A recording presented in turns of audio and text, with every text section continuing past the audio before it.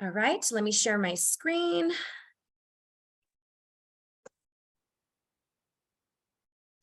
Okay, so first of all, I do want to start with just a quick introduction and really just say thank you all so much for everything, right? Just participating and contributing your time, your energy, your knowledge, your expertise to these last 7 sessions. As you can see, I hope that everyone got a chance to review, at least just a little bit, skim through the presentation we're going to go through today of the share out summary we promised, as well as the master spreadsheet that we wanted to share of all the comments line by line, categorized, hopefully organized in a way that you all can kind of filter and understand and how everything is sort of coming together for us. And so again, I want to also just highlight for Chelsea has been doing a tremendous job as a new staff member and team member to the West team, really centralizing all of this for us and helping us to organize. And so everyone's kind of hands on deck working on the back end. And now that we're going to conclude these sessions, we're definitely going to really 100% pedal to the metal, as they say, and revising for draft number 2. And so that said, I did want to just start us off with, and Chelsea, thank you for sending the message to Fernando and Eugene. I saw that. Okay, so we'll go ahead and get started here. First of all, can everyone see my screen with the slideshow? Okay, and let me make it large. I apologize. Full screen. Okay.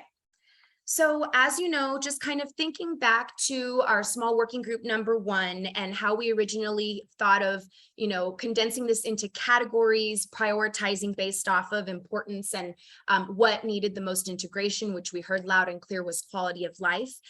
What we did with the share out of the summary is, I want to caveat this that again, it's not everything, but this is to identify really the core issues that we've been talking through, a lot of the main concepts, and really focused with intention around that quality of life integration. So quality of life, you can see, is broken up into 2 different sections because it was so big and so massive for us to dissect. So we've kind of got this more general category, and then you'll see more of the environmental resiliency stuff bundled together in itself. Then we'll get into the land use stuff that we need to cover, as well as mobility. Housing and economy was kind of less complex, not easy, but less complex than land use and mobility. So we'll go through those after. And then, of course, we'll finish with the neighborhoods, implementation, clarity of terms, and then just overall plan feedback, which was one of the biggest buckets as well. And I would also, I'm going to pause so that everyone can take in this slide. And again, if you did not get an opportunity to review this, it was sent within 24 hours. We were hoping to send it earlier, but as you know, we're kind of crunched on time here. So I want to give a little bit of time on each slide for us to kind of just take this information in and just really with the question from the team, are we getting this right? Is this summary making sense? Have we really truly been intentional with addressing those core issues? More importantly, have we missed the boat on anything? Are there any disconnects? And so I'm going to pause and just allow us to absorb this first slide.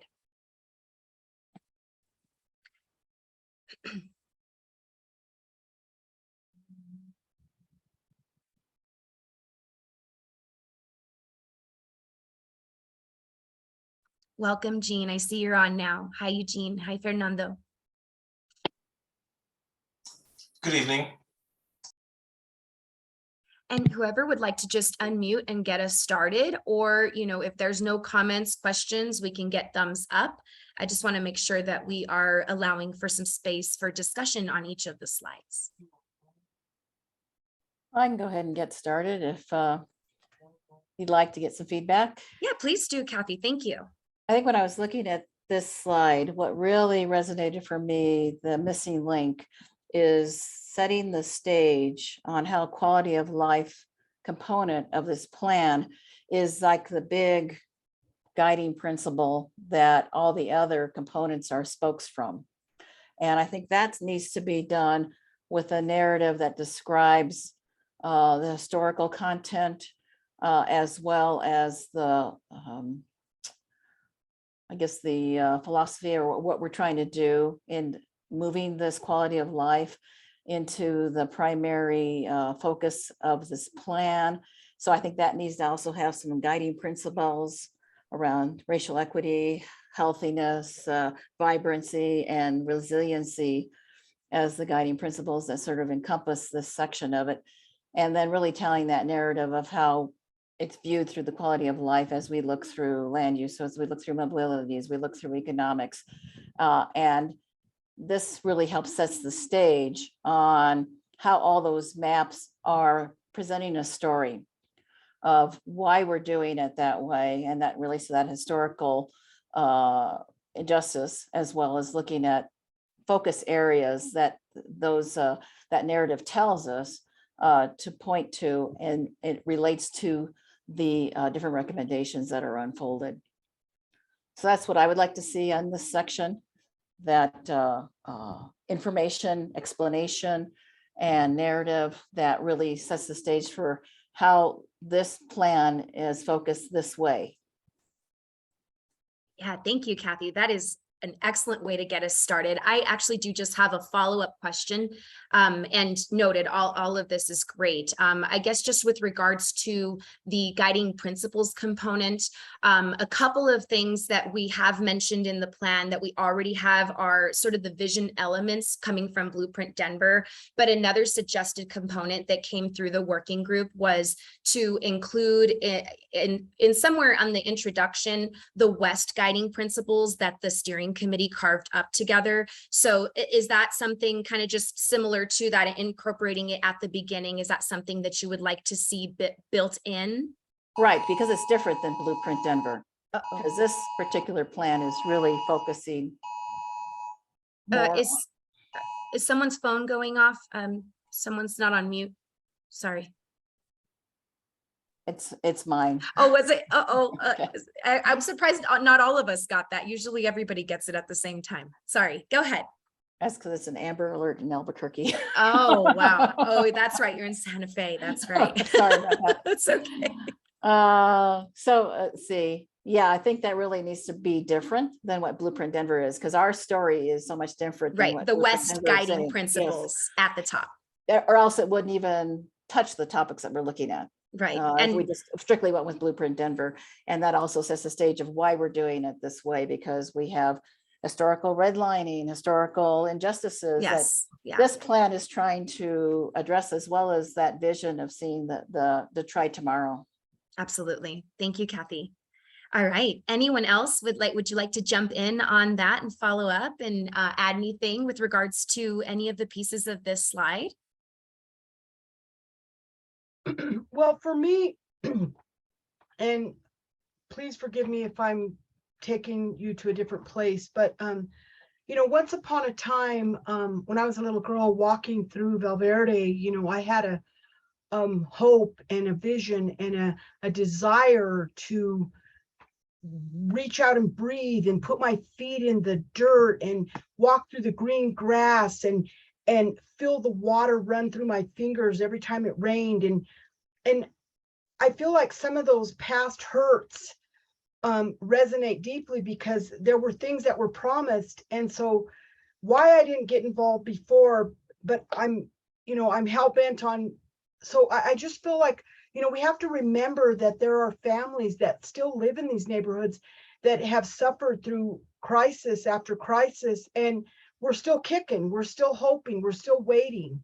And so I want that voice in this message, because I feel like, yes, it's great. And we need gentrification, we need density, but we also have to remember, people that have been in these neighborhoods for years, decades, we don't want to lose their voice. So I don't know where that fits in this, but to me, it's once upon a time, these communities were promised, and once upon a time, these communities were left out. But you know what? You guys are helping to change the narrative. So I don't know where that fits, but to me, that resonates deeply. Thank you, Yvonne. Thank you. Others, thoughts, any general feedback, any more specific comments?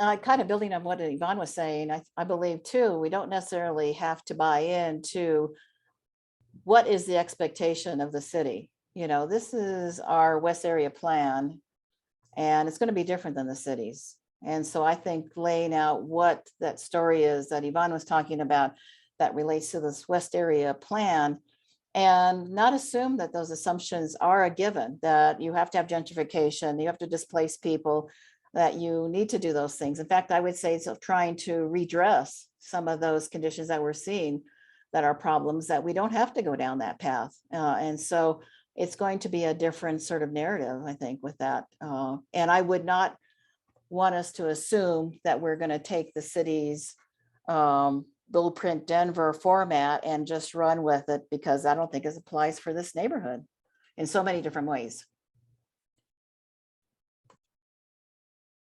Thank you, Kathy. Any additional comments, feedback on that? Anything from our team? And also I want to make a note that unfortunately we don't have Cortland here with us tonight, but we do have Eugene. And so Eugene, if you want to take a pause to respond to any of these questions or comments, happy to make some space for that, or we can just kind of keep having discussion with the rest of the group. Really good just here to listen and make sure that once we go through the high-level feedback as we've understood it and as we believe we've heard it, that's really my understanding and expectation for this evening. Excellent. Thank you, Eugene. And I guess Elizabeth isn't here, but certainly hearing what she was saying in that recent email that was sent out, also looking at the reparative and ecological system thinking component that probably isn't addressed here yet. That is also sort of the part of that story as well too. Yeah, absolutely. We definitely have kept we saved both Heidi and Elizabeth's emails, and if we receive any other feedback from you all, we'll absolutely keep that in mind as well. And it's basically going to get filtered into our spreadsheet to be addressed also. So if we don't have a chance to discuss things today, just know that we'll be coming back to you all. We'll also be doing a more full share out and summary next month when we have the full steering committee.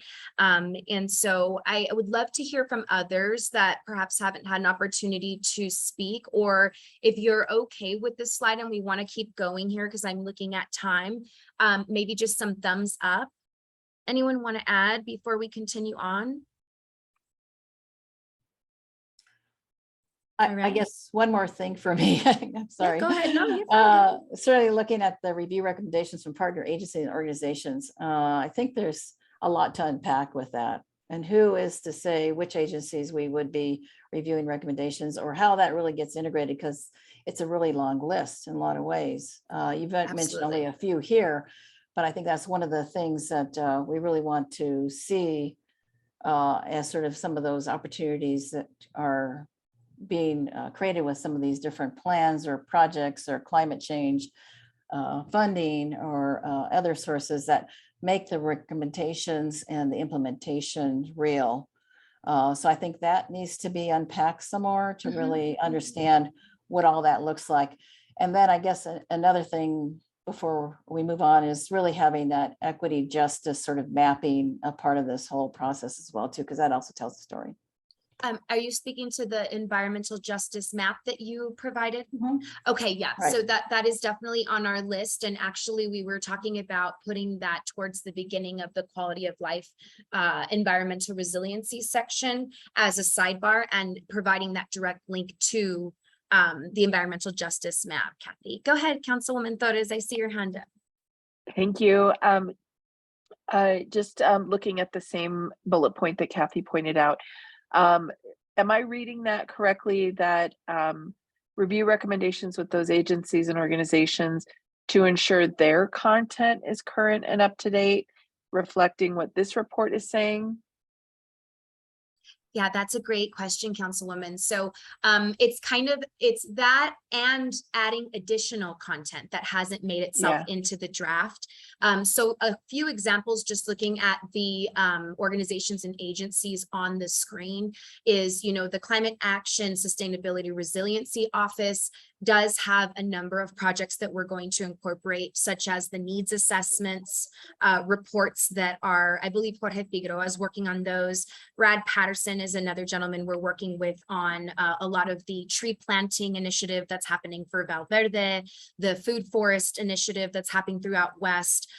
Bernice is a woman that we're working with on the large buildings, energy, sort of lowering the energy and the ordinance that just came into play. So those are just some examples of a lot of the new content that's going to start to make its way in, which ties to sort of the core issues and things that we heard from folks in the small working group that asked, why did we miss this? Why did we miss this? And so us reconnecting and kind of restarting those engines with other folks to say, hey, this content is a little bit outdated, right? It was written about 1.5 years ago. There's a lot of new funding, a lot of new updates that can be made. So in addition to those updates, we're asking the agencies, what else can we include in here that we have not included already? Does that help? Okay, it does. And Okay. I think for that, it may not get fully fleshed out because this is a plan that'll last 20 years, right? But I think it is something that that's something in particular for me that becomes that helps with prioritization and what kinds of things I need to be asking as a council person for the area when I'm talking to other agencies. So I think it adds other things down the way, even if it's not kind of all fleshed out by the time this plan gets together. Absolutely. Thank you, Councilwoman. Okay. Yvonne, I see your hand raised, and I also would like to just quickly address your comment about water. That's going to be on the next slide. If you want, we can move to the next slide because that's the environmental resilient piece that really includes the water component. Okay. Did you have a question in addition? I was just wondering if you could highlight the use of lighting, signage to ensure community safety, because we have little kids that play on the corners where these big semi trucks run through, and then maybe put and design and art for the community or something, but maybe just emphasize and safety in these neighborhoods, or I don't know. Okay. Yeah, no, that sounds great. Like highlight the use of lighting and signage for community safety and design and art for creation of sense of place. Something like that. Yeah, because I really want to emphasize we really need some safety in Valverde. Of course. And we heard that loud and clear. We've got lots of comments on that. So thank you for highlighting that, Yvonne. We will absolutely make note of that. Okay, I'm going to keep us moving unless anyone else has anything on this first slide. All right, not seeing any more hands.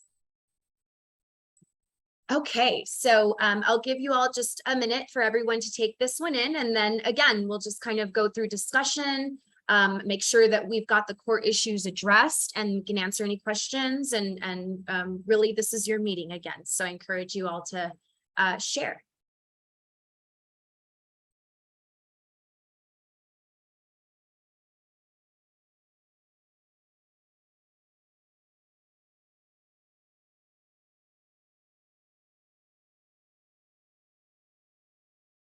And I know I said I was going to stay quiet, but really, I think the goal here as well is as you're going through the bullets, just really identifying those connections and intersectionalities of the different components of quality of life.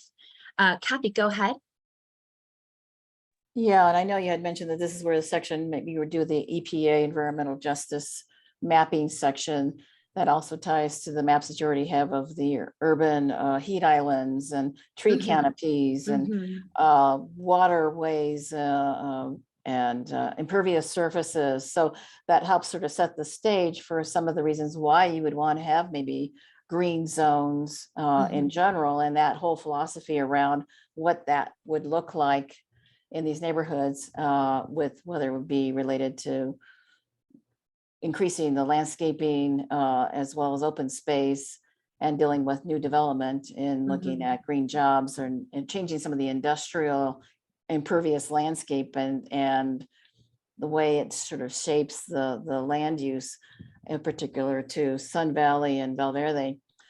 But the other thing I was sort of seeing in here that I was wanting to add is that in regards to the, what is it, the fifth bullet about adding more plan content and material to advocate for increased green space and resilient corridors, especially near transit and high intensity areas. I think one of the things we saw in the mapping is the gaps where the gulches aren't completed through, and you've listed that in several areas, but I think this is a great way to tie why those green spaces need to make those connections to have more green space for neighborhoods. And then you start looking at which neighborhoods have the highest to lowest amount of park space. You know, that really begins to make the argument of why you want to complete those areas, as well as how it might tie to the green streets or complete streets of changing the neighborhood as well too. So I think that even can be called out a little bit more, in particular to where we're talking about these green spaces, gaps within the existing trails along the gulches, as well as enhancing what still is there and making it better. Yes, absolutely, Kathy. And I'm just catching up with chat comments here. Okay. Anyone else want to add to anything that's been discussed so far? Any new points? Well, I don't know if this is the area that addresses, Eugene had explained to me that now Valverde would be connected to Barnum, but I never really saw how we connect with, to Baker, the Baker neighborhood. And it sounds like there's going to be some kind of a bridge or something, more green space. But then I never saw, is there going to be something in there connecting us to Barnum? Because when you go down Tejon and it turns into 2nd Avenue, there's a light there, and then you cross the light and then you're in the Barnum neighborhood. But, and I don't know, maybe it's addressed somewhere else, but I just wanted to bring awareness that, you know, maybe in the plan you have connected us to some of the neighborhoods. So, Councilwoman, would you like to respond, or did you have your hand Yeah, up for? Go ahead. absolutely. That one, Yvonne, I think is an important one to include, whether it's here or in the mobility section, because it's come up before about safe crossings between Valverde and Barnum, as well as Valverde and Athmar. So even though Athmar is not in this plan, I think it should be mentioned somewhere about the crossings between those main corridors. Yeah, thank you for that. Because what that does for me is it makes sure it flags for our DOTI conversations, for our capital improvement conversations, where we might need traffic studies or traffic lights, things like that. So I think it's a great suggestion. Yes, thanks. Thank you, Councilwoman. And Chelsea's capturing notes this evening, so we'll make sure that that is highlighted and captured. Chelsea, an additional point that I think we should also note with that, just speaking to Athmar Park, is since they're going to be included in the large area ADU rezoning with Valverde, we might want to also include some language on that or revisit the language just to make sure that it is up to date and looks good and we have what we need in there with regards to implementation. Okay, let's see here. Councilwoman Torres, is that an old hand or? Okay, great. Elizabeth? Old hand, sorry. Okay. Go ahead, Elizabeth. Great. My connection is not awesome, so I'm going to keep my video off and hope that I still am able to come through. Sorry that I'm late. There's a family dinner that I snuck away from right now, and it's a big family, so I think no one will notice, but I may have to run back out because it's not totally appropriate. But I wanted to check in, or I know that I was late too, and my hope for this meeting as a culmination of our time together is to get clear on what our plan is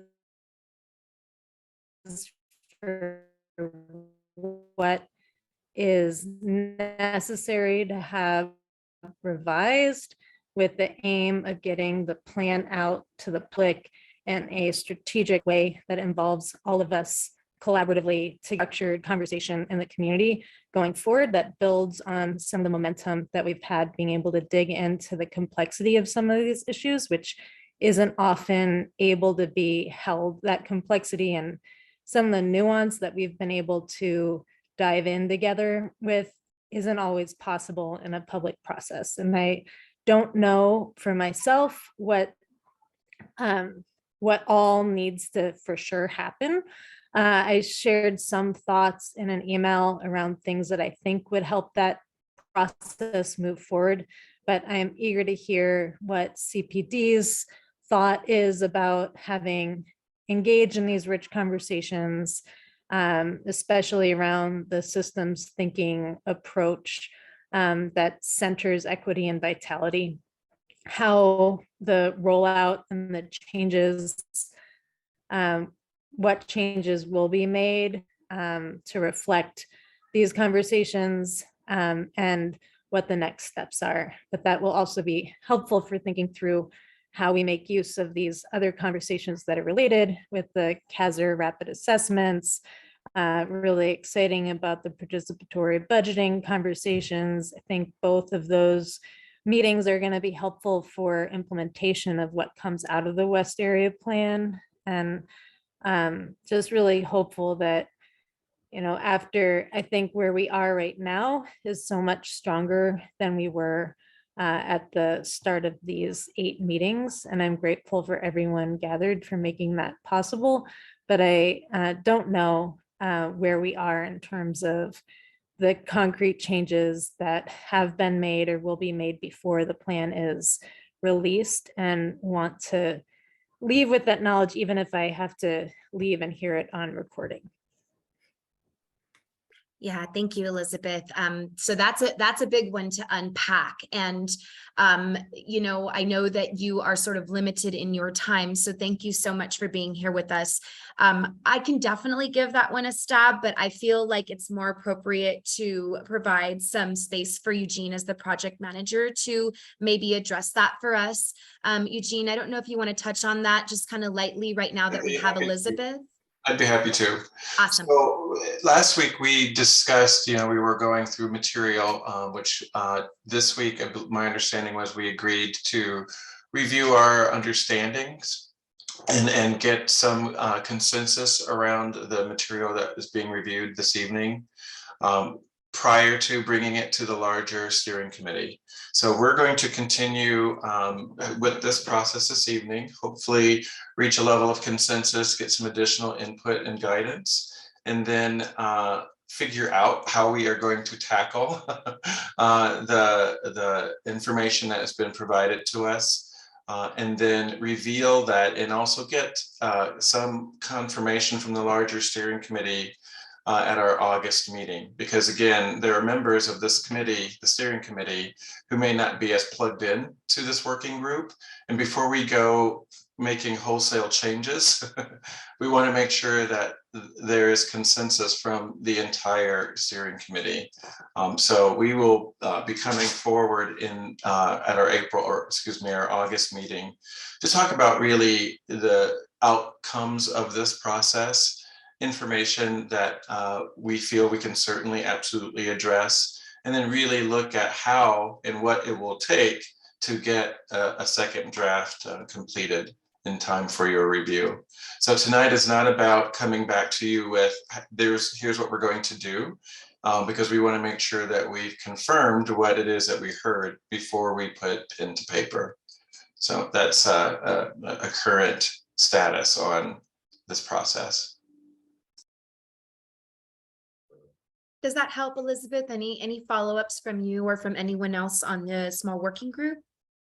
It's good to know that that's what the process is. And I'm glad in the ARC, there was a lot of support at our last large steering committee meeting to move forward with this quality of life arena. And I think it would be I think the steering committee would likely, because there was alignment and everybody was invited to participate on the quality of life working team, And we did get to have some new folks join who hadn't been totally engaged with that before.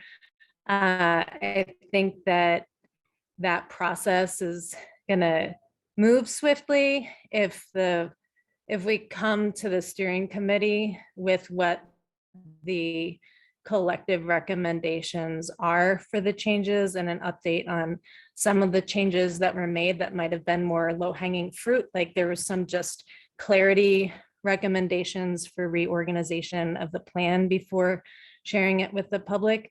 So I think it would, like, if it's possible, I think the steering committee would benefit from hearing what recommendations are, and if they have concerns about it, then they could address that. If we're not at that process, fine. But in terms of if it is clear where some of the recommendations are from this committee to take back to the steering committee, there is such alignment when we last were all in communication that it feels like it would be efficient to be able to make recommendations around what those changes were, and anything that we know pretty surely just needs to be done. I imagine that there have been some updates to the plan that have been going on over these past series of 8 meetings along the way.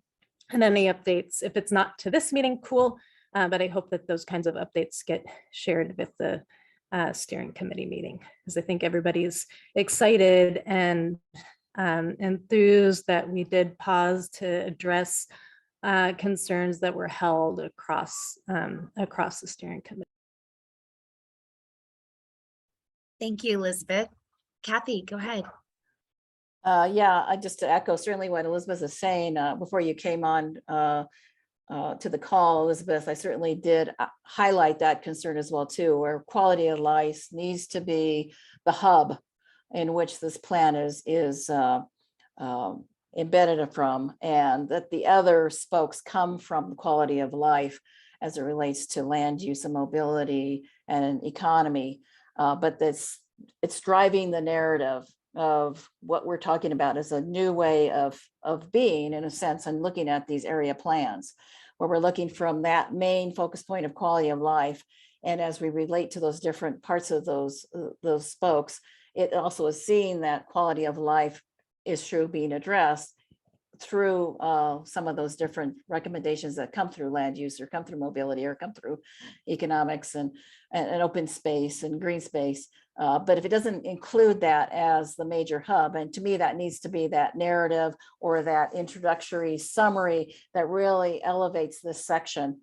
And that I think we've been consistent on as a subcommittee in coming to the city about on how we want to see the formatting of that change. So in my mind, it's really clear that if quality of life is not the major component that the other pieces come from, then we have not created a consensus between the city and neighborhood residents. Our neighborhood stakeholders have been working on this.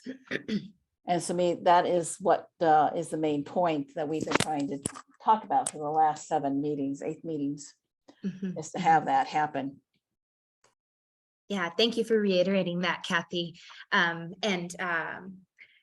Speaking to those points, I want to make sure that there's nothing else we need to cover here, because I do want to keep us moving, but also so that we can take a look at in the land use section, which is coming up next, and then mobility thereafter, sort of how we have tried to integrate quality of life into those pieces. So if there is nothing else on this slide, we can go ahead and keep moving. Does anyone else have any final thoughts or feedback before I move forward? Thank you, Kathy, for your chat comment. Okay, I'm going to keep going. So this is a lot, because land use, we had a lot of comments, and we did in mobility as well. And again, really thinking about this with the lens of trying to intentionally integrate quality of life into the other chapters of the plan, land use being one of them. So I'll let us kind of take this slide in, and if folks want to just start a discussion here, and we can go from there.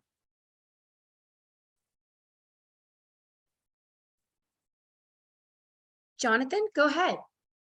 Hey, yes. So this might be what we already intended by this because, oh yeah, sorry, I'm baby duty for a little Oh bit. my goodness. Go ahead. I don't know if I'll be able to pay attention to you, but go ahead. Yeah, this might already be the intent of this because it's really hard to summarize onto a single page. Looking at the section that says explore the principles of performance-based and or green zoning as future tools or provide information on analogous tools that are already in practice in Denver. This might have been the intent of saying as future tools, but would hope that either in this summary or in our specific comments, I know there's much more fine grained commentary elsewhere, it is captured that we were discussing this as not an additional layer of zoning to layer upon our two existing layers, but as potential alternatives to our current tools, in that today we are using density-based zoning and form-based zoning, having a third layer of, and we also have overlays and historic districts and conservation overlays and such. Having like a fourth or fifth layer would be detrimental. We were largely discussing this in the realm of like, could we use these tools as a substitute for existing tools? Yeah, that's great comment and feedback, Jonathan. Thank you for the clarity there, and just kind of taking us back to the points that we had originally been speaking to when talking about these sort of different concepts and how they were brought up originally.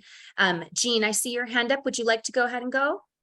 Yes, I think I saw it on a different slide, maybe under a different category, but particularly I think it comes up with the opportunity maps where there was some terminology used like regional centers, things like that, that need to be, we need to have some kind of,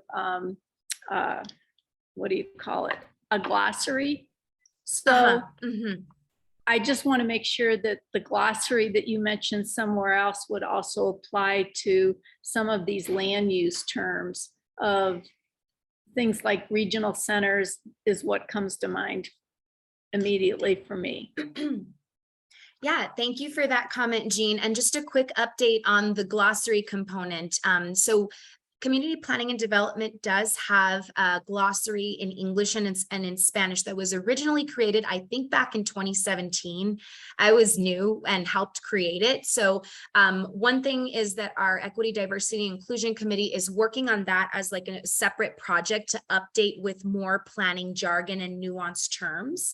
But if there is sort of, in addition to that more general glossary and the plan linking to that glossary, if there are other ways that you'd like to see or suggest adding these terms more immediately or just clarifying them in the plan more immediately rather than having to go all the way to the glossary, also let us know.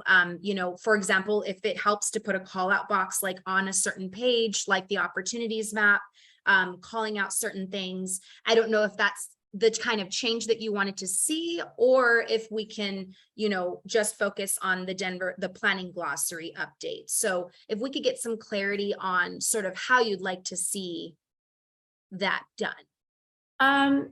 Yeah, I think where it really came up for me was on the map that has density and, you know, in terms of height allowances. Okay. And or there was another one that was close by. We were looking at it, but it was where you just kind of said, oh, this is a regional center, this is that. You know, I mean, it was like you had everything marked, but you'd have to really go to another document to even know what characterizes those kinds of terms. So I'm not saying that we necessarily need a glossary embedded, you know, or all terms explained, but I just know, and I can go back and look at that one in particular, and maybe something like a sidebar or something like that. But I do think that might be too much to put in the plan. Right. I think it's good for people to know, well, what characterizes a regional center? Yeah. Not just height allowances, but there's other kinds of density or use, land use, you know, that characterizes. I think that's important because we're kind of dividing up all these neighborhoods into these kind of uses. Sure. Yeah. And Kathy, before I go to you, just to follow up on that, Jean, that's why I kind of wanted to understand where you were coming from, because I know a lot of the terms we're also speaking to come specifically from Blueprint Denver Land Use and Transportation Plan. And the context and background of some of these is very expansive. So just a note for our team, I think definitely we can look back and see how we can cross-reference, where we Right. can provide more connection is what I'm hearing. Does that sound okay? Yeah, I think even, if you can embed the glossary link right there in the. Okay, yeah. In that, as opposed to a glossary link at the end or something. Sure. Yeah. So we'll do that. And then in addition to that, there will also be in the document a reference to the CPD planning glossary as well, which is expanded not just of Blueprint Denver terms, but of many other planning terms. That'd be good. Thanks. Kathy, go ahead. I had added some in the chat that they really do not see the zoning that's listed there as sort of an either or kind of thing. I think it just depends on the nuances that we have in our neighborhoods, and they're so completely different. In fact, when you're talking about large industrial areas in Sun Valley and Valverde, that doesn't exist in many different neighborhoods. So we need different kinds of tools Right. to look at them. Mhm. And so for me, it's looking at not always having a hammer, but, and tackling the hammer with the same, same situation with every type of scenario we run into with the zoning, that we need to have, screwdrivers, and we need to have Absolutely. crescent wrenches, and so that we have really the nuances that are available that make sense, particularly when we're talking about impervious surfaces that are so high in Sun Valley and Valverde, that really do need a completely new way of thinking about it. And the other part that I did want to look at, and it would be good to sort of see and put maybe more legs to the community impact reports or equity analysis and what that really means, so that it also helps provide a narrative, so that when it comes to the planning board, they understand what we're talking about. So I think that really needs to be articulated, so that there's no ambiguity in saying, oh, I don't know what they meant by that. I think we need to put a lot of thought in how those can be used as, again, other tools in being able to address as development unfolds or rezoning unfolds, so that there is a sense of what the intent is with that. And then certainly seeing also the impact that perhaps the community land trusts or other ways of having public and private development investment in communities that can also reach those desired outcomes probably needs to be more explicitly listed as well. And then certainly the impacts of involuntary displacement that we have been seeing already, and what that does as we upzone. All right. Thank you, Kathy. And I see there is a lot going on in the chat, y'all. So I wonder if we want to expand on that, or summarize it, or if we can try and keep going. It is 4:45, so I do want to move us into the next slide if possible. Anything to unpack in the chat from folks that have been chatting back and forth?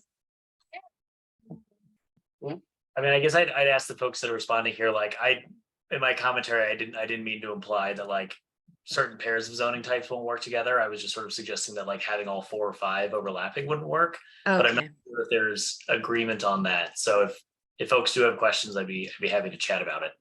Awesome. Thank you, Jonathan. Any other questions from the group on the land use slide before we keep going here? I just have a quick question.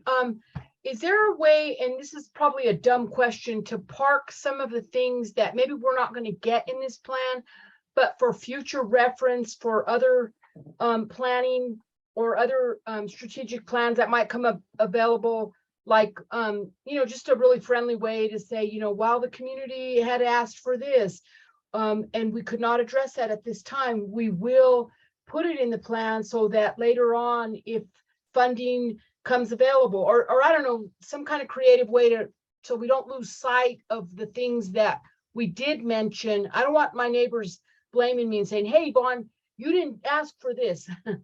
Yeah. I can respond to that, but Katie, do you want to take a stab first? Or I see your hand up, so I want to make sure to create some space for you.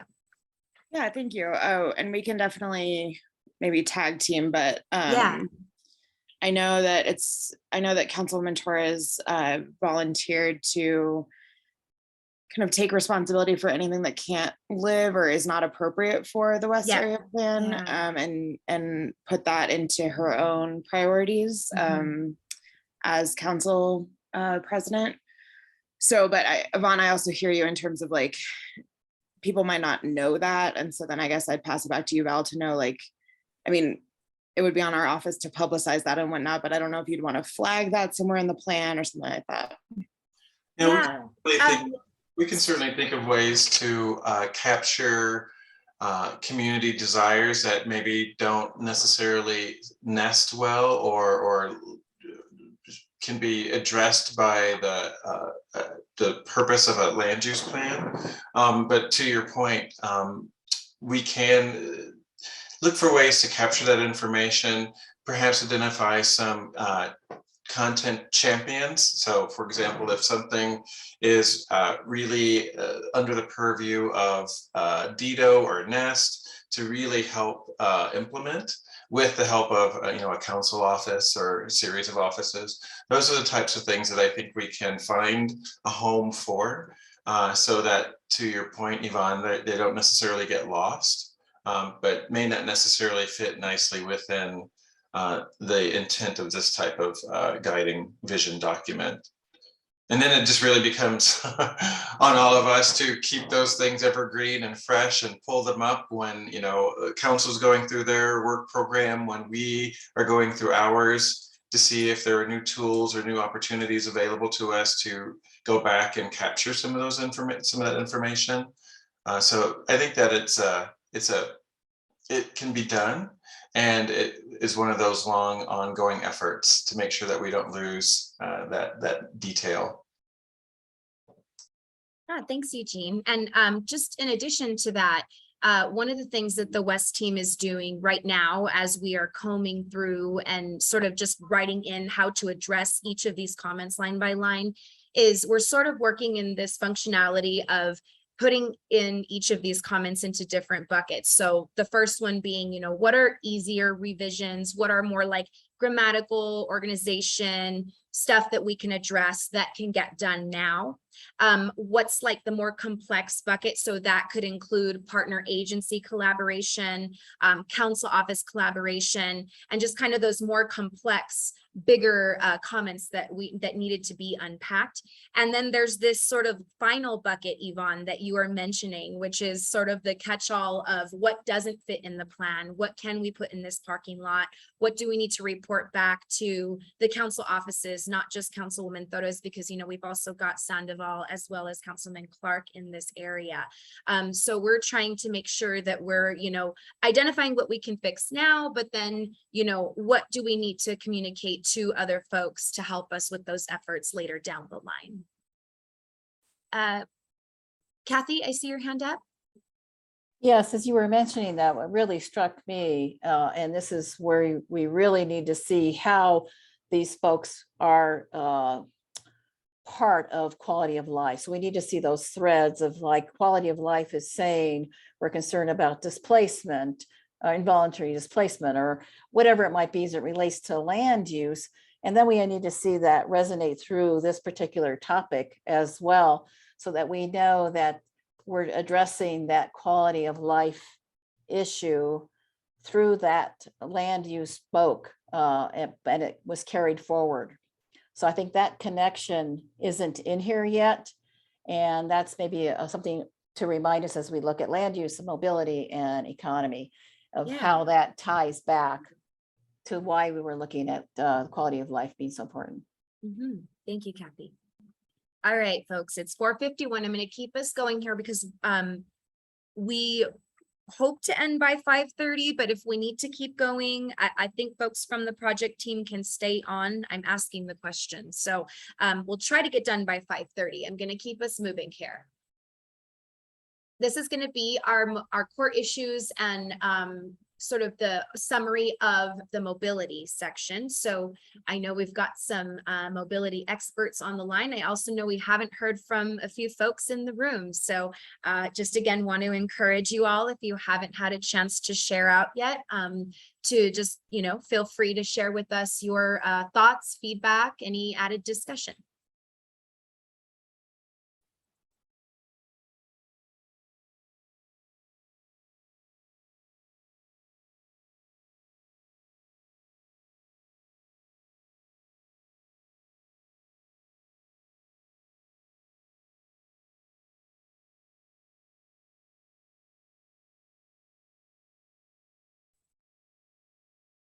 Pretty straightforward. How's this feeling for everybody?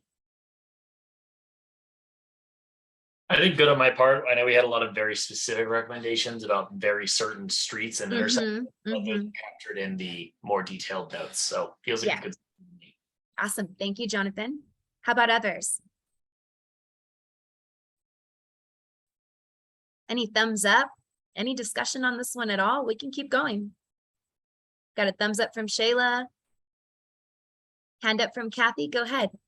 Yeah, and again, I could certainly go into this mobility section as well as, again, how it ties to quality of life. So I don't see any clarity totally, and how it relates maybe to some of the those bold ideas I guess we were talking about in regards to highway caps, or making that focus of the parkway. So again, that thread of the quality of life of what we're seeing, and the need for these things to be coming to life in the mobility section.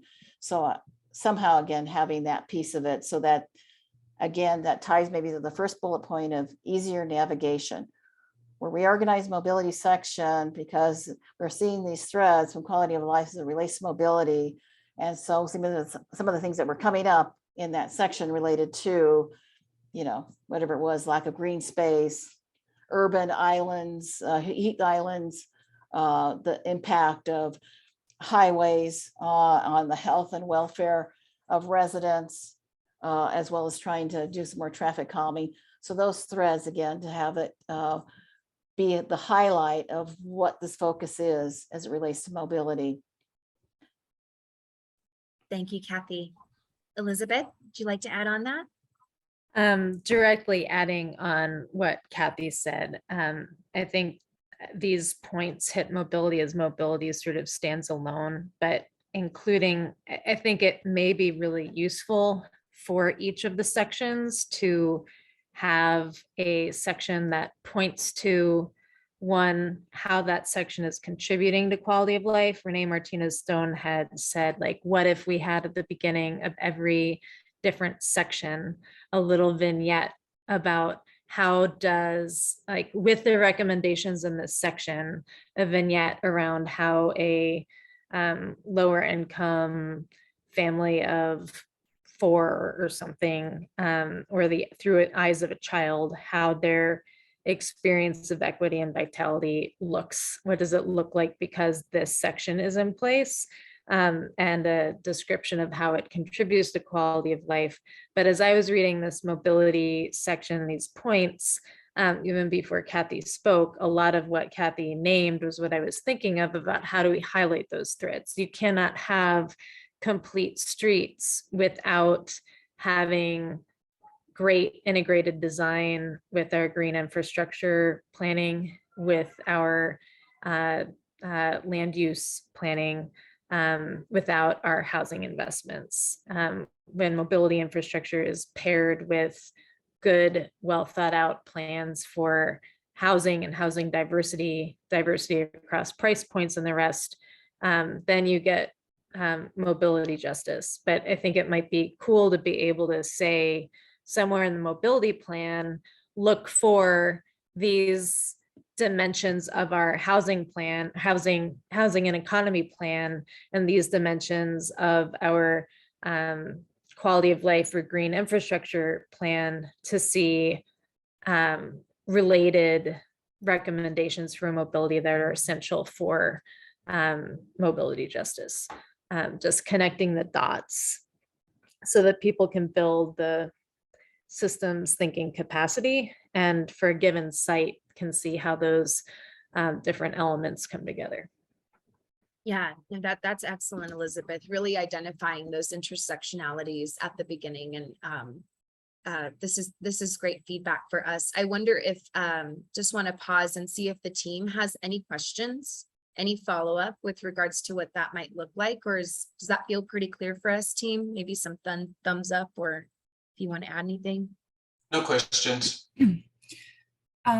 Yeah, I think that was a really helpful explanation, because we've really been, as we've been listening to and giving a lot of thought to this quality of life integration, we've had some ideas, and we've heard like about thoughts around illustrations and maybe color coded maps. I think that came up where we could tag where different recommendations might overlap with quality of life, but I'm hearing from you that more writing and narrative, maybe like in call out boxes in the beginning or end of sections, or maybe like Val had an idea this week about highlighting recommendations, maybe like with a green asterisk or something that shows in the recommendations that like it also relates to quality of life. Like those are the things we've been thinking. So this is just, yeah, I just want to say thank you for spelling this out more for us. And we're looking forward to digging in. Thank you, Chelsea. Fernando, any questions, any clarity needed?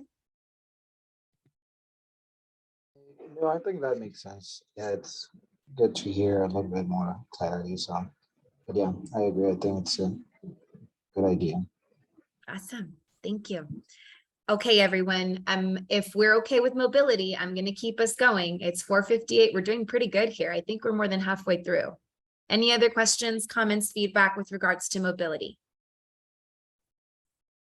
All right. Housing, another big one. Let us take this one in and feel free to share.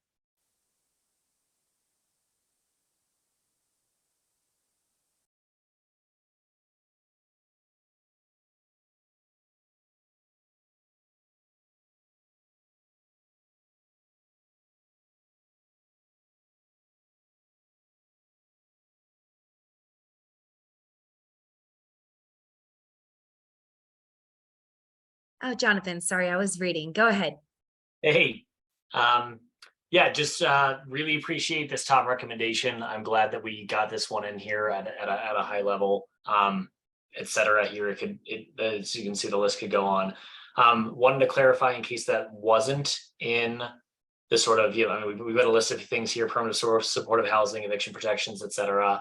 Another thing we discussed was a recommendation to study the development by the city or quasi-governmental agencies of mixed income social housing, as opposed to buildings that are exclusively deed restricted low income and don't have that cross subsidy element in the neighborhood. Maybe this was already included in your sort of et cetera list here, but wanted to call that one out in case it was not.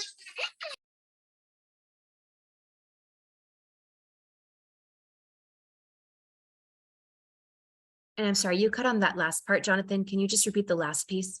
Oh, sure. Yeah, just wanted to say, to clarify that that was one of our sort of like discussed pathways. Okay. Maybe it's sort of included in the et cetera part of this list, but in case it was not, wanted to note it here in case it needs to be a separate recommendation. Thank you. All right, others? Yeah, I think also building from what Jonathan was saying, when you talk about the first bullet of how you're mitigating, rent stabilization, first rights of refusal, as well as looking at the emphasis on affordable housing, the 30–50% AMI range, is that challenge of how does it really fit?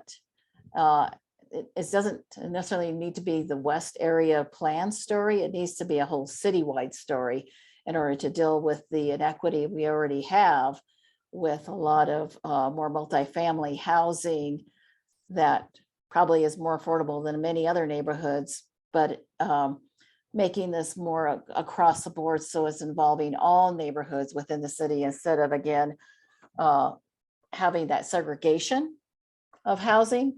And the segregation of housing is a big part of this story of what it has been like for people to even be able to buy a home. And certainly the new program the mayor has on down payment assistance is another way to inject that into this area, so that we start naming what are those promising practices of ways that we can make houses more affordable in this neighborhood, or reducing the displacement and maintaining those naturally occurring affordable housing that we have in our neighborhood, but knowing that it needs to not be a segregated point of view and we look at it as a whole city. So that's somehow I'd like to see that mentioned in the housing section, because that whole affordable housing ordinance that was recently passed by city council kind of encourages that if you're doing 10 units, so then you have to do affordable housing. And so I'm always sort of thinking, okay, where are those 10 unit complexes going to end up at? And how does that tie to housing segregation in the city overall versus a more balanced approach? So I guess that's encouraging that climate of incentives that goes across the board so that we can move out of segregation. Yeah, thank you, Kathy. And I can definitely see us beefing up maybe the introduction of housing to really incorporate that background and those points of messaging, really highlighting the inequities for the neighborhoods. Other thoughts, other feedback from folks we haven't heard from. Again, just not calling you out, just want to make space for everyone. We are trying to make sure that everyone's voice is heard with regards to refining and understanding if we got all this stuff right. So you can also use your thumbs up. Elizabeth, go ahead. Oh, sorry. Who was that speaking? I had just posted something in the chat, and so I can keep it really short, but I agree with what's bulleted there. But wanted to name that like missing middle housing definition. Part of that revision is necessary, but what I posted was kind of about that bullet that like it's not, we want diversity of housing types, and missing middle is part of that, expanding the diversity. The naming of it is strange a little bit, but like if the plan for housing emphasizes that we want to increase diversity and gets clear about, we want housing for intergenerational communities, we want housing for people of diverse incomes, we want housing that has a diversity of types that meets the diversity of needs, including physical needs. I think that that's important. And then putting missing middle in the context of that as one strategy is helpful. But part of the confusion is like, we want more missing middle is like the most awkward sentence to say anyway. We want more diversity is pretty clear. And then pointing to where missing middle has been defined, because it is part of our policy discourse, we need to connect to it. But it's very confusing just as a general reader to see, we want to prioritize more missing anything. So like, and it makes people think that we're missing the middle income housing. And that's not what missing middle is saying. So I think just clarifying the language to say we want diversity for different price points, for different ownership types, for intergenerational, et cetera. And then on the explore incentives that encourage climate adaptive development practices, I think some of that was related to something I'd named before around like, is it possible to slow down climate change by reducing the number of teardowns, where if you're going to tear something down, you have to demonstrate that you're meeting a certain level of ecological and equity performance, like you are tearing it down and providing this number of universal designed dwelling units, or that you are achieving different stormwater or other environmental performance needs. I have no idea if such a policy is possible, but we have a problem with even if there's some recycling of building materials that's happening now, there's a huge loss of embodied energy with all the tear downs. And when those tear downs contribute to just more speculative development, then we're having climate issues and gentrification issues accelerated by the tear down process. And I have no idea what's possible, but since explore as a verb was there, we could explore whether something like that is a possible policy. And I don't know if it is or not, but I think that that's what that bullet was kind of getting at. But yeah. Yeah, no, that was great clarity, Elizabeth. Thank you so much for particularly explaining that missing middle component and making sure that we have that narrative correct in the draft. And, just as a quick update, we are relooking kind of at land use, I think recommendation number 5 and land use recommendation number 6. Also relooking at the missing middle content that's already included, as well as that expansion and preservation component that is labeled on the map, and expanding and clarifying that in the draft as well. Shayla, I want to go to you next, just because I know that you were trying to speak, and then Kathy, if you don't mind just holding, and then we can go to you next. Go ahead, Shayla. Can you hear me okay? Yes, ma'am. Okay, great. So I kind of just wanted to echo a little bit what Elizabeth was talking about in the policies surrounding those things, and seeing if it can be tied to performance-based metrics, which I kind of see a little bit different than maybe performance-based zoning. And maybe I have this understanding all incorrect, but I think that if there were a policy in place around performance-based metrics, it would better be able to tie into when new development was coming in, and we could ask for those quality of life pieces to be incorporated into the new builds, into if things are being torn down, etc.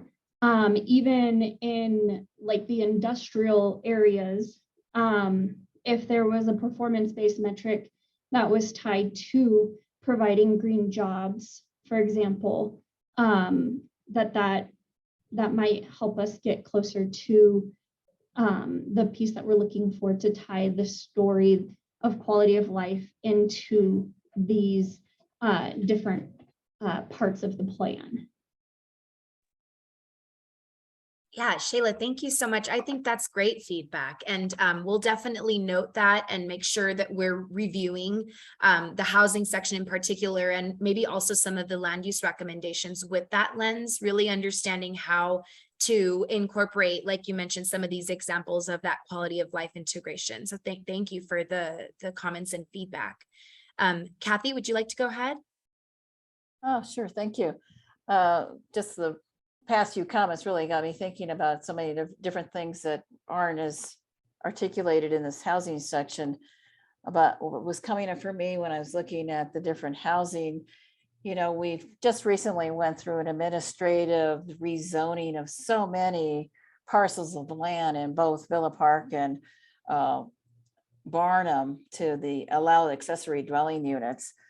To me, that needs to be elevated, that is a sense of intergenerational housing, generational wealth. And again, sort of righting that wrong where I couldn't get a loan when I was, maybe in the 50s in whatever neighborhood I wanted to, and how that ties into stabilizations of housing in these neighborhoods. And so I think highlighting what that has already been done and recognizing that, because I think there was a conflict of erasing some of that in the mapping that showed the missing middle sort of taking over those sections that had been administratively just rezoned to allow for accessory dwelling units.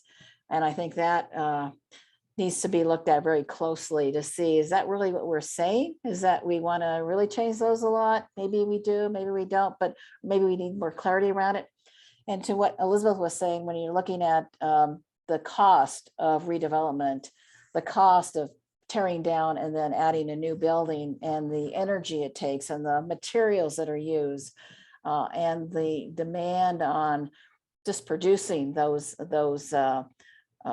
housing components, that we really need to also see how maybe historical reflections need to be also tied into housing. That yes, we do have a certain amount of flavor. People may not see it as historically significant yet, but there is a lot of that one-story bungalows that do give you a sense of historical content.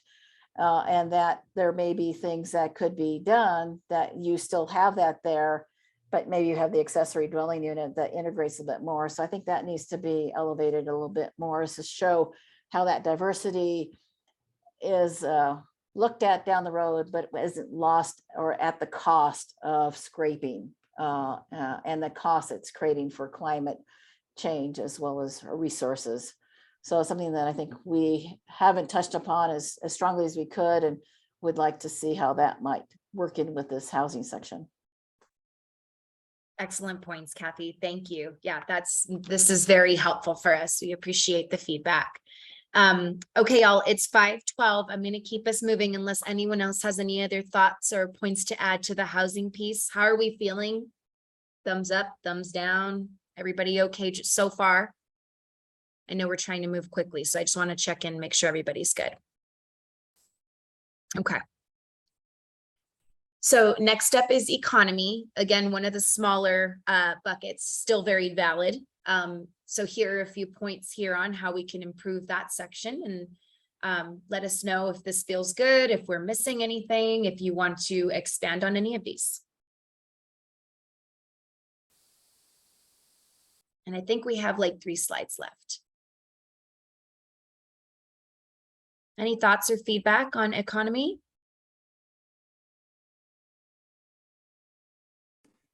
Can you elaborate a bit on bullet point number 4, local hiring specifically? So is that what, I mean, I look at it and say, if I'm a new company, then it should be a 1-to-1 ratio. If I hire somebody, I need to hire another person from the community, or what does that mean when you say local hiring?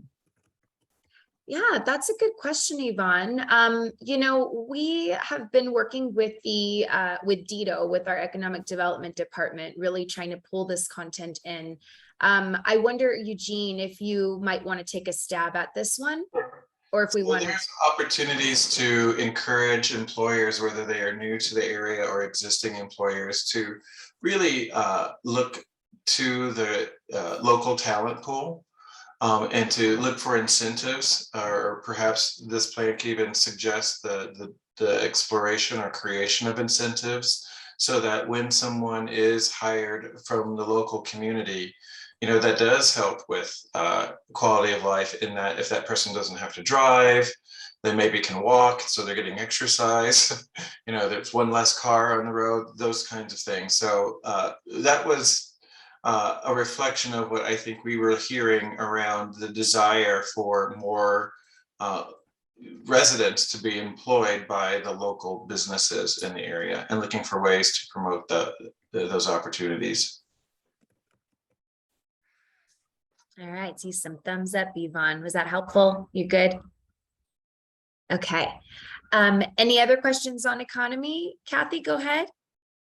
Yeah, I think on this one, when we look at this section, we don't really see a lot going on with the major corridors that we have of Federal and Colfax, even Sheridan for that matter, Alameda, and how that is, you know, maybe there's opportunities, I think, with the new brownfield funds that you receive for Federal. And I don't know if that, how housing gets integrated into that, or mixed use types of options in that area along those major corridors that could also improve the economics of the area as well as the housing part of the area.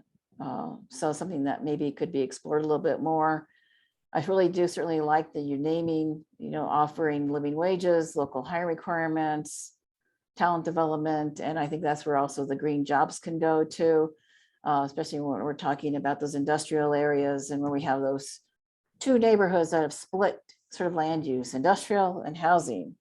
Why does it have to be split up? You know, can't it be more integrated? Yeah, absolutely.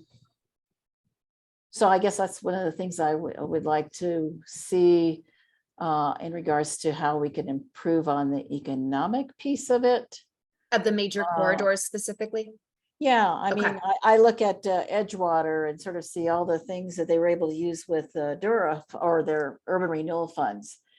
And yet I see our urban renewal funds being used for the 16th Street Mall or something, you know, like Yeah, to yeah, me, it seems like some of the areas that we need some help with, in particular, I'm thinking of like 8th and Sheridan, we have a little shopette area. How could that have been improved, providing more economic basic services to the neighborhood, as well as enhancing that open space gulch area so it makes a better connection within the neighborhood too. yeah, excellent. This is great, Kathy. Thank you for calling out that big major component. We'll absolutely note that for taking it back to the drawing board. Other thoughts, feedback before we keep going? I named stuff in the chat. I think Kathy mostly hit that. Just, I love all of those bullets and just emphasizing the opportunity that our economy moves towards more of an equitable, regenerative economy, that the jobs that people, part of our vision is that people get to do work that is meaningful and life-giving itself, where the work that people do isn't creating harm to people or the environment surrounding. And just to be explicit that we want, that's what we mean when we want green jobs. Appreciate Jonathan's comment about the same thing with green space, like just color green isn't it, open isn't it, but looking at what the qualities are that we want. I think that stuff's in there. Yeah, I don't need to add anything more there. Appreciate what Kathy said about the connections of our corridors and how we can support more, like, before redlining, people were able to walk to jobs and there were walkable neighborhoods. It was just working in dangerous and toxic jobs. And it would be great to have industry that is industrious for well-being, and that people can walk to those jobs. And that summary that Eugene said was so clear and important and what we need. So thanks, Eugene. Thank you, Elizabeth. All right, everyone. Neighborhoods, and then we've got clarity of terms and definitions and plan organization, last but certainly not least. So and I do want to recognize a lot of the neighborhood stuff that we got was around Sun Valley and Valverde, but we did get a few comments for Barnum and Barnum West, as well as West Colfax. And then, Sun Valley was a little bit more expansive, just on like the more transformative projects and things like that. So if there's anything in here folks would like to call out or unpack, let us know. But there weren't any big red flags or complexities that we hadn't already addressed from a larger scale of integration of equity with regards to the neighborhood stuff for our small working group sessions. Anyone have any comments, thoughts, feedback? Does this all look good? Thank you, Jonathan. Appreciate your time. Kathy, go ahead. Yes, I guess I'm feeling that we really didn't dig into the neighborhood piece to even come up with a summary. So I guess I would question that assumption first. I think that's something that we still really need to look at more. I don't think we even really covered that in detail. But the big thing that sort of resonates for me in these neighborhoods is how those projects that were identified are carried through into these different neighborhood sections. That it's not just, oh, these are the transformative ones on this other chapter or part of the West Area Plan, but we don't see how it highlighted or made Barnum more whole, or Sun Valley more whole, or Valverde more whole, or West Colfax more whole, or Villa Park more whole. I think that's what we need to sort of see, is how that helped those individual neighborhoods with all the different components that were discussed in this whole plan to make that a vibrant part of the plan. That's where, as a guiding principle, of vibrancy and quality of life sort of come together, where these neighborhoods are able to be in a better condition or shape than they are now. And so those need to resonate throughout the quality of life to the neighborhood, and that thread needs to be seen. Otherwise, it's a disservice to the neighborhood section, I believe. Yeah, and thank you for bringing us back to that, Kathy. I do recall that we sort of jammed through the neighborhood section to make space for the larger area-wide recommendation sections. Not to say that this wasn't just as important, but I think if I recall correctly, we had talked about potentially having some discussions and unpacking the individual neighborhood chapters with folks in this group after the working session to really dive in and see if there are things that we had missed. So I do recall us talking about that. But, you know, rest assured, Kathy, we do have all of our neighborhood specific comments and feedback in the master spreadsheet labeled as such and sectioned out to address each of those neighborhoods. I think the bigger core issue and message that we heard, and, you know, team, feel free to add on, but really is from the large area recommendations, tying those in more specifically to the individualities of each neighborhood, the inequities of each neighborhood, given that we have some like Sun Valley and Valverde that have this industrial component to it, that has these larger issues, sort of larger complexities. And so I just kind of wanted to bring it back to that and make sure that that's what we heard as well. Elizabeth, I saw your hand up. Did you want to go ahead? Yeah, and I just agree with everything that Kathy said, and appreciate, Val, that you named that we did say, instead of having lots of time to go into each individual neighborhood as this whole large group, that we would make time to have those separate. And I think the rollout will make that easier. But I just want to name something very explicit. It has been really amazing to have this group of people consistently actively participating in the steering committee from the beginning, having full representation from these different neighborhoods, so that each of us in our neighborhood understands our own context, but understands how the patterns affecting all 5 neighborhoods play out. And I know at the beginning of this process, one of the logistical, simple administrative tasks to make the plan more readable and allow a Barnum or West Colfax or a Valverde resident to be able to find their home and their place around what matters to them in the plan and see how it connects to the whole, is to be able to improve the numbering system for recommendations that are bewildering in their current state. And so I don't know if that change is happening or there's a guide to make that easy, but one way to make it easy, like I tried to explain what that might look like in the last email. I know our letter originally named some of that, but just looking at ways that it's easy for people to think across scales and to see how a recommendation, a particular recommendation for mobility or quality of life at the general scale, how that particular recommendation might be applied or affect the local scale, and have those neighborhood numbers align so that you can find your place in the whole.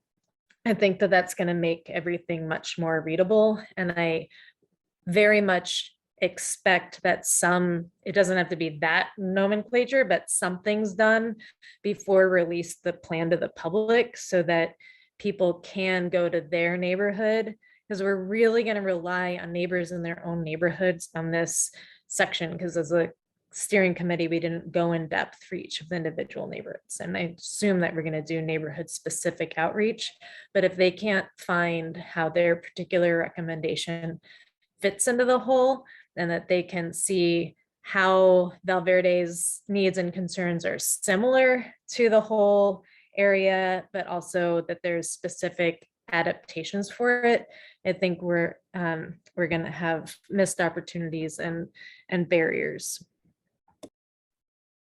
Chelsea, did you have a question or a follow-up? Yeah, thanks. Elizabeth, I just wanted to respond to that because I really hear that I had the same thought when I was reading through the plan for the first time about the numbering, but I want to make sure we're really clear on what you're suggesting about connecting the dots. Are you saying that in each neighborhood section, there should be like where we have the recommendations, there should be a reflection of the numbers of recommendations in the other sections that they can reference, or the other way around, where like in the larger sections, it should reference I think neighborhoods. it goes both ways, but like when I was reading in the neighborhood plans, like I think I was reading through Barnum, and there was a mobility recommendation number 6 for Barnum. I don't know what the numbers are, but whatever I was like, oh, what's the general recommendation? What's the general statement for this as a particular adaptation? And I went back to mobility and I could not find, it was a totally different thing. The numbers did not pertain to, it was starting over from scratch with Barnum mobility recommendation 1, 2, 3, and it was ordered for no, I could not discern an order of why they were ordered in the way that they were. And the numbers had no bearing to M6 in the general plan. And so just thinking about scale, and if there's a general principle or general recommendation that has a neighborhood specific representation, then to give it a name that shows. And maybe you have, maybe to take mobility general recommendation 6 to Barnum involves like 5 different strategies that are all part of 6. Or maybe you've got, like, it's not easy. Like, this is not an easy, like, numbering, logical numbering for systems design is like dizzying. And whatever that recommendation in Barnum might be, it might come from M6 and M8 too. Like there are multiple things that may inform a recommendation, but the more that the numbers can guide you to how it relates to the general recommendation, the easier it's going to be able to understand how the parts and the wholes fit together. And if you're later trying to look at how, as a planner, and you're looking at implementation and accountability, how did we apply mobility recommendation 6 across the board to be able to track what that looked like in each neighborhood.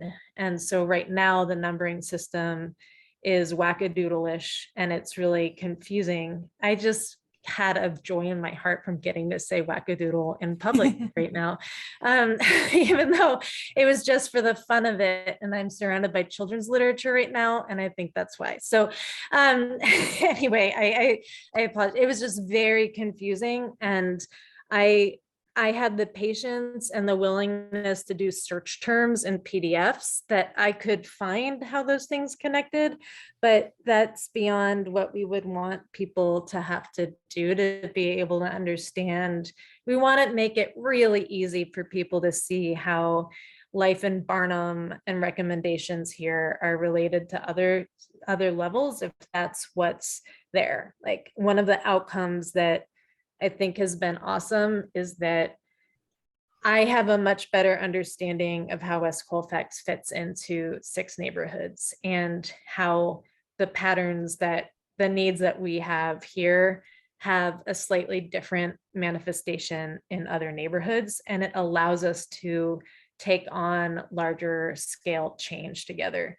And for WDRC's long-term organizing efforts, like, I think we're building capacity there. And I just want that planning document long-term to be as easy as possible for people to connect together across neighborhoods, to work with our council people to be able to make the policies happen and the implementation happen.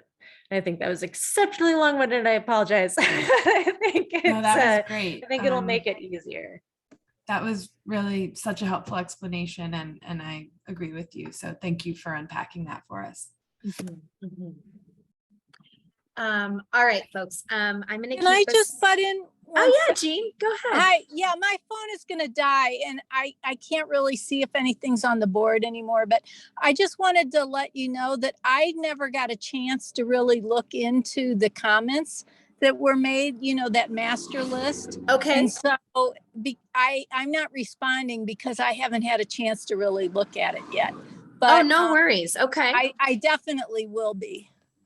Okay, Jean, and you So know, thank you. that is perfectly fine. Earlier on, I had apologized and just explained that, you know, we Right. typically want to be sending our documents earlier than 24 hours for folks to review. So by no means did we expect that anyone was going to be able to review everything that we sent, Okay. including Yeah. the presentation. So feel free to email us, or we can set up a meeting with you to unpack Sun Valley Yeah. a little bit more, but whatever you feel comfortable with.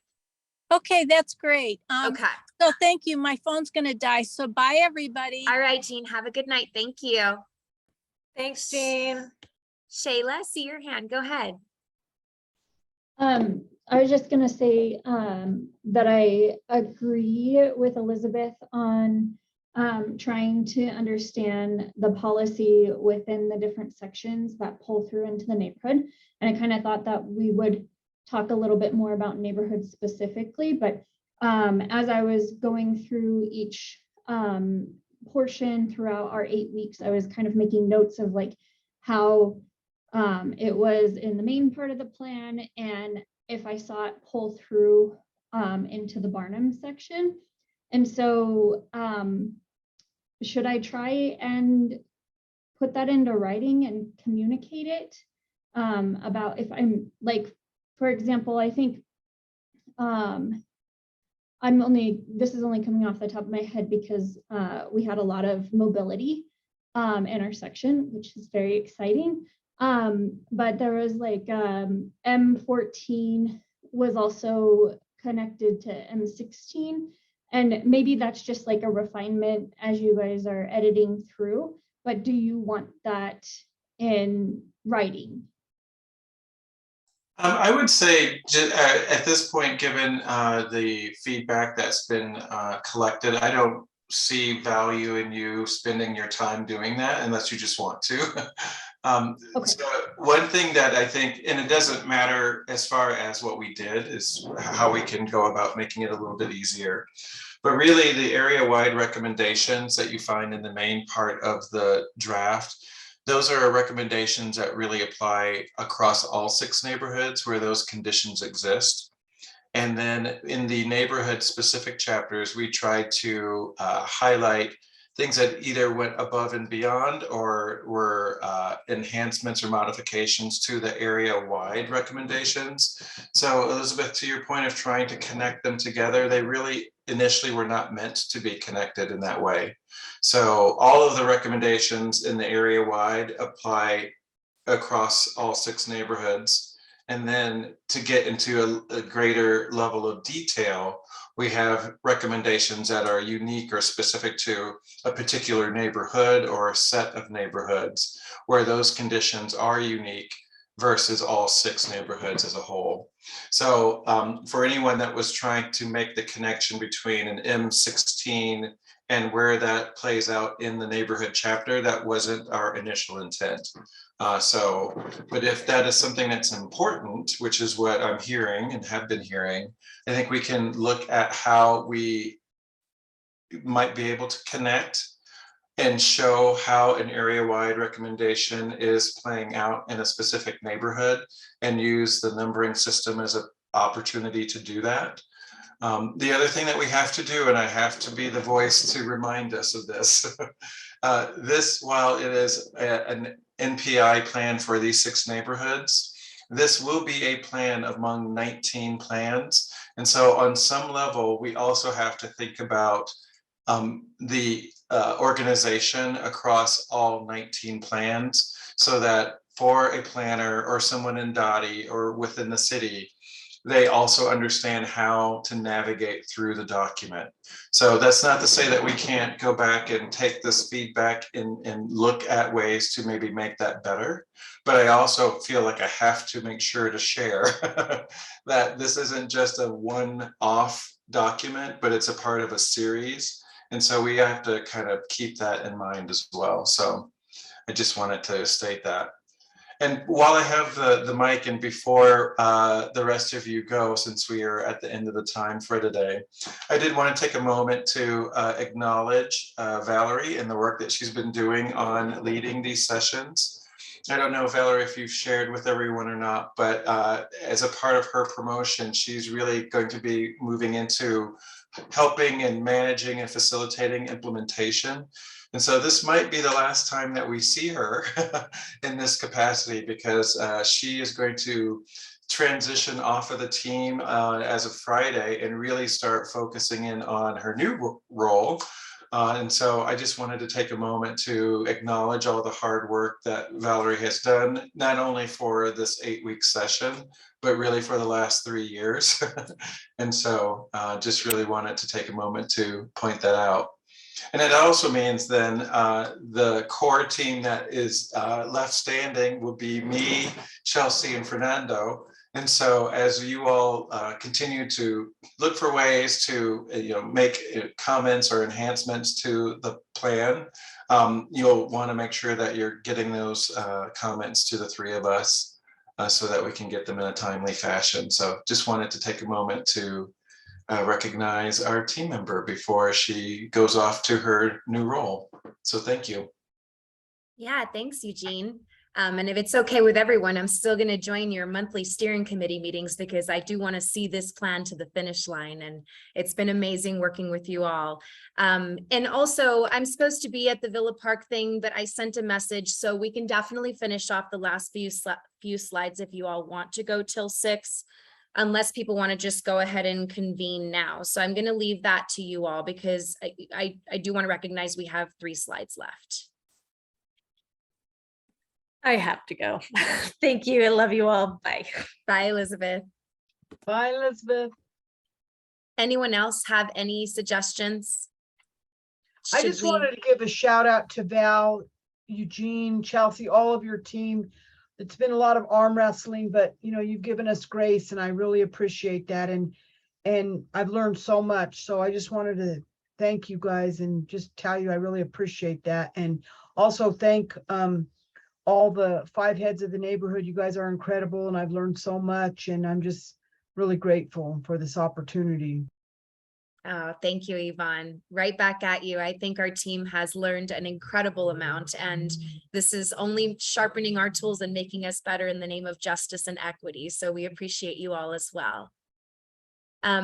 So what do we think all? Do we want to end now? Do we want to just take a look at these last couple of slides?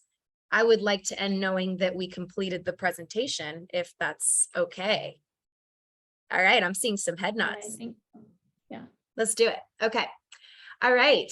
Next up is implementation. So we need the chapter. We missed the boat. It was not complete. And so I think to points that we talked about earlier, this is definitely a component of the plan that's going to be more clear, I think, for everyone in terms of like identifying the recommendation policy, understanding the length of time that it might take to implement that policy, persons, organizations, parties, involved, and kind of just be a little bit more clear with the matrix as well. And then, we heard policy recommendations per section should be reflected, particularly at the very beginning of each of the chapters. I kind of went through this already: agency, organizations, length of time, relevant funding opportunities, which blueprint vision elements might apply, and or West guiding principles as well. That could be an additional tab to Kathy's points earlier on the West guiding principles in particular. And then, of course, 2 points that we've heard all evening here: cross-reference policies identified throughout. So again, recognizing which policies are providing that intersectionality and integrating that quality of life to each of these sections. And then clarify funding language and strategies in the plan. Really, that's addressing that comment of that implementation and action items need more teeth. So how can we build in a little bit more for our 20-year vision? Any questions, comments, or feedback on the implementation chapter, just given that it is incomplete and not included right now? Kathy, go ahead. Yeah, what I was going to write is really getting some content of what it means for length of time, short, medium, and long term, so that we kind of know what that looks like. Is it 5 years for short? Is it 10 years for mid? I don't know. Is it 20 years for long?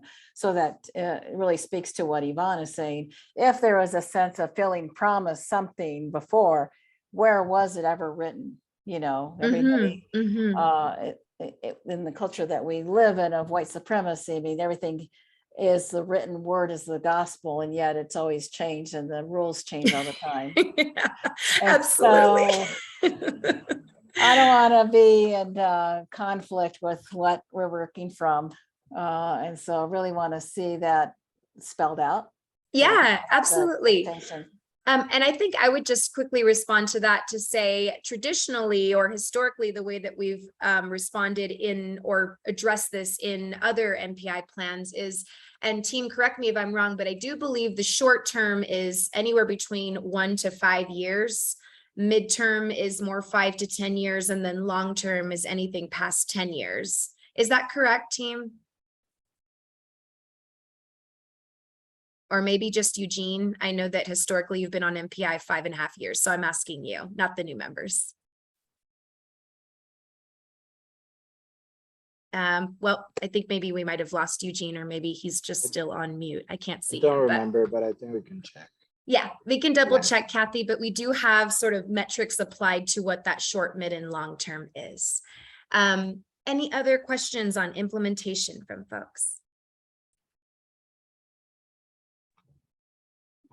This might not pertain to this slide, but you know, when we made the strategic plan at in the city, in the index, when you first click on it, it takes you right to the Valverde neighborhood, and that probably might be more of a wordsmith. I mean, I know that it's in Word, so it might not be available, but I was just trying to recommend that so that I don't have to scroll all the way down to Valverde. I can just click on Valverde and then it takes me right to that section. Just a thought. Oh, you mean like just adding hyperlinks throughout the plan so that when you're on there, you can click and go. That's the way we have it for the Denver zoning code. So you go to the table of contents, and depending on the zone district you want to look at, it's hyperlinked, so it takes you straight to the section. Is that kind of what you're explaining, Yvonne? Yeah, and I know it's going to probably be impossible because you have so many things that correlate, but maybe at least just that first page, that index. So if I don't want to scroll through everything, I can quickly get to Valverde or okay, yeah, we can I'm looking at. We can definitely, yeah, we'll take it back to the drawing board and see what we can do about it. I think it's as simple as just putting the hyperlink into the InDesign document, but let's see if there's more complexities added to that. Thank you for that suggestion. Okay, how are we feeling about implementation? Thumbs up. Anybody else have any comments or feedback before we move forward? Okay, not seeing anything. I'm going to keep us moving. We are almost there. This one was another one that just, you know, lots of clarity needed throughout, specifically for the terms on the sub bullets. Things that came up were lower scale residential neighborhoods, defining a little bit more the owner versus renter components, what innovation means in relation to our industrial areas and job type, industrial transition versus preservation, kind of thinking more about our maps and those different purples that we talked a lot about earlier on. Missing middle expansion and preservation was another big one that I mentioned earlier. We're going to build out and clarify a lot more in the document. Spelling out acronyms. Nobody likes acronyms, so we're trying to make sure that we're addressing that throughout. Provide links or access to the Denver planning terms glossary in English and Spanish. We discussed that earlier. So any questions or comments on this one in particular, this slide? I think when I look at this one of the things that really comes up for me when you're talking about these different changes in neighborhoods, even if you say missing middle, you know, or it becomes clarified as something different. The information that would be helpful to residents is to understand, how do you get there? You know, in a sense, like when you just say missing middle and you're saying, we're not asking for a zoning change, but in reality, how you get there is probably a zoning change. So in some ways, explaining how that evolves, I think would be important for people to understand as a clarifying way to use this document. Because, yeah, it's kind of like the devil's in the details.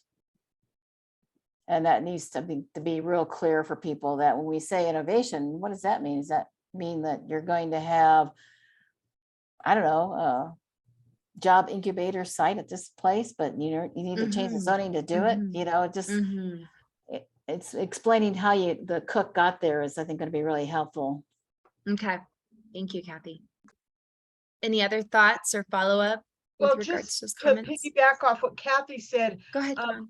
I see more and more like when you're going through documents, they use like little pictures or little bubble or little stick figures or maybe just a funny little call out box that, you know, like describes what missing middle or, but I mean, there's other ways than just having to go to the, you know, the glossary or saying, oh, what is middle missing? Let me go find out what that means. It could be a quick little call out box. Anyway, just a suggestion. Yeah, thank you, Yvonne. Yeah, we got a lot of comments around that missing middle, what's currently in the document as content, and then with regards to the expansion and preservation call out on the, I believe it's the opportunities map in the land use section. So we'll definitely cover that, make sure that's clarified and understood as best as possible. Any other thoughts or feedback on clarity of terms? Anything we might have missed? I think that transformative section area is still kind of hard to get your head around. The transformative projects section? Yeah. Okay. And how that really, is it really transformative? You know, I don't know, you know, I think we use that word so loosely these days. Sure. It's, I don't know if it really meets that definition. It's just it sounds good, but I think that maybe there's another way to sort of look at it. Yeah, that's a great comment, Kathy. And actually, you know, as a planner, I think it's important for us to go back to the leadership, right, in CPD and ask this question, because it's something that I'm also kind of confused on, and I wish I could explain a little bit better. I wonder, you know, is there criteria that a transformative project meets? Those are questions that I've been asking just internally. So I think definitely room and space to unpack this a lot more and really understand how we're using that transformative projects. I mean, I think we spent like a good chunk of a couple of steering committee meetings talking about this too earlier on. So we'll make sure to note that as well. Any others? Any other thoughts or feedback? We've got one more slide. Okay, I'm going to keep us going. Last but certainly not least, the overall plan feedback. One of the big pieces of information we received collectively from a lot of these comments is that we need an executive summary. I think one thing that we're talking about internally is this something that belongs like at the beginning of the plan? Does it belong in the plan at all? Does it go on the web page? But that is in development and it will get translated into Spanish. And that's just something that's kind of on our list of things to do. Review and revise formatting of policy recommendations for ease of use. We spent a lot of time this evening talking about that. I don't know that we need to unpack it more, but we can if we need to. Summarize policy recommendations for ease of use. Again, prioritizing, maybe pulling them to the top of chapters, looking at those suggestions and feedback from our comments. Provide clarity on the maps, data, recommendations. Again, we spent quite a bit of time talking about this point as well. Revisit how mapping reflects recommendations in various sections and use color coding to help ease of use. We need an update on the list of committee members. Yvonne, thank you for putting our eyes on this originally. I think you're the one that like sent me, these are all incorrect and add these. So I found that there is a lot more we need to update. So bear with us as we're updating that. And then last, insert the naming convention to all photos in the plan, the event name and neighborhood. And so we heard you loud and clear on that. That is something that is doable. Are there any other questions or comments or anything that we might have missed just with regards to plan organization?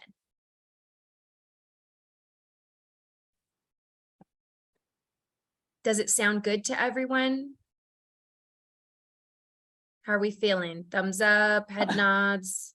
Well, I think I said, like I said earlier, to me, this is where you elevate that quality of life section on the orientation of this particular plan. That's completely different. And even though it's integrated with all the other plans, Eugene, I'm still hoping to see that this is going to have maybe a little bit different perspective, but still have a familiarity for planners to be able to still use it, or planning boards or city council. That's our intent. Much like Jonathan or perhaps Cortland said last week, if we have to make sure that folks will pick it up and use it. So that's definitely our intent.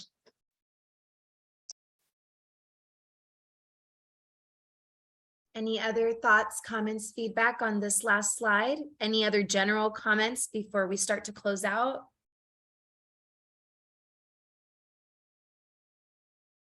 Okay, not hearing anything. If there's nothing else, I'm going to stop sharing my screen.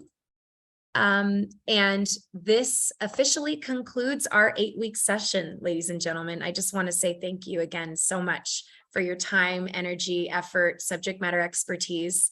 Our team's going to go back to the drawing board and, well, Eugene's team, because I'm going to be moving on to West implementation, but we'll very much still be connected in that sense. So if you all have any questions, please direct them to Eugene at this point as the project manager. And any other closeout comments before we end? All right, everyone, have a wonderful evening. Take care. Thanks for your time and energy. Thank you. Bye-bye.